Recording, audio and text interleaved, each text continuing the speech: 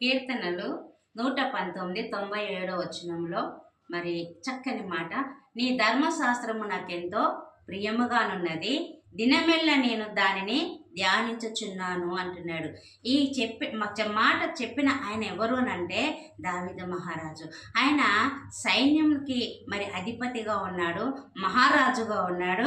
అయినప్పటికీ దేవుని దగ్గర అంటున్నాడు ఆయన ధర్మశాస్త్రం అంట ఆయనకి ఎంతో ప్రీతికరంగా ఉందంట. అది ఆ యొక్క ధర్మశాస్త్రమును మరి ధ్యానించినప్పుడు ఆయన హృదయానికి ఎంతో మధురంగా ఉందంట. ఆ యొక్క హృదయానికి సంతోషాన్ని ఇస్తుందంట. ఆయన హృదయానికి ఆనందం ఇస్తుందంట. తన దుఃఖమును తెలియచేయకుండా ఆనందముతో ఆ యొక్క ధర్మశాస్త్రమైన సంగతులు మరి ఆ యొక్క దుఃఖంలో ఉన్నప్పుడు, బాధలో ఉన్నప్పుడు, వేదనలో ఉన్నప్పుడు ఇవన్నిటిని కూడా మర్చిపోయేలాగా చేస్తుందంట. అందుకే ఆయన యొక్క ధర్మశాస్త్రం నాకు ఎంతో ప్రియముగా ఉందని ఆయన ఏం చేస్తున్నాడు, దినమల్ల దానిని ధ్యాని